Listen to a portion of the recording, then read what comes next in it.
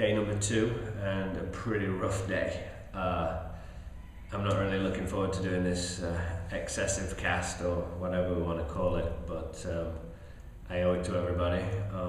Excessive's always been that team, that the good, the bad and the ugly, and right now you're seeing the bad and you're definitely seeing the ugly. But yeah, where to start, first of all I want to apologise. We wanted to do some of these from the field, but the internet connection is just not very good, so we're having to do it at night time at the hotel.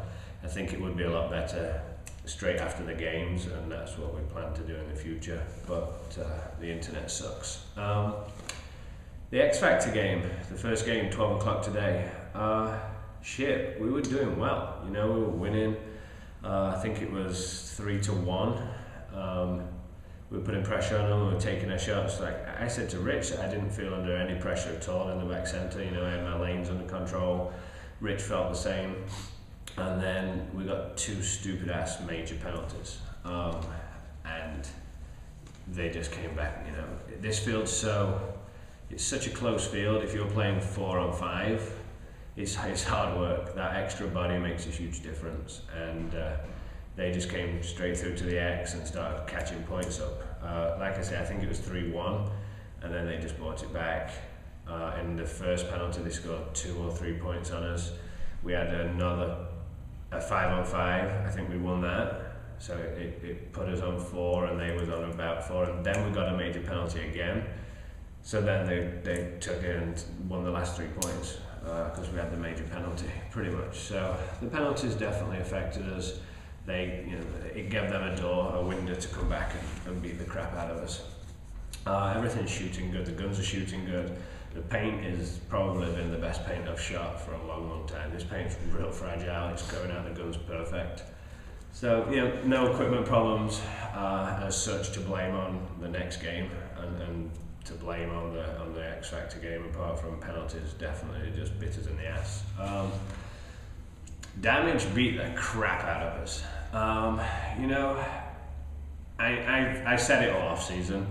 All these pro players moving around, and you don't hear anything about damage, and it's because for the last 4 years, them guys have kept their core team together, and they bring one player in or something like I think they picked up one player from Phillies.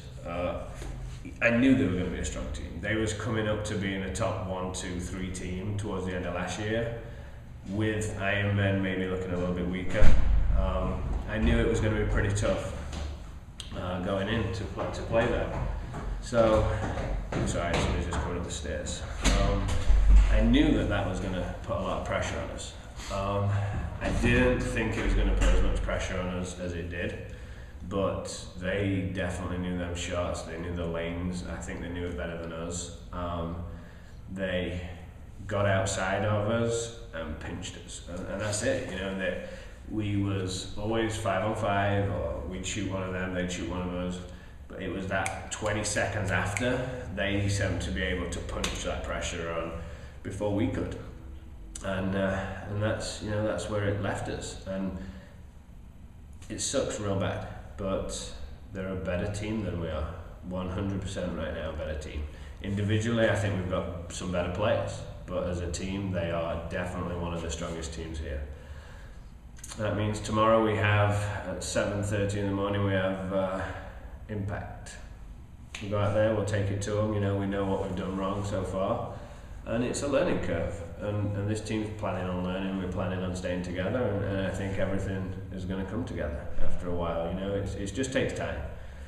This is the shitty thing that I'm doing, but it takes time. So after, that's about it. I don't know what more to say. I feel like shit, the guys feel like shit. We just had a meeting and Rich Telford pretty much beat us like shit. It's going to be rough. I'm going to go to sleep right now and get up and ram it down Impact's throat and try and make myself feel better, and go from there. So thanks for listening. See you later. Peace.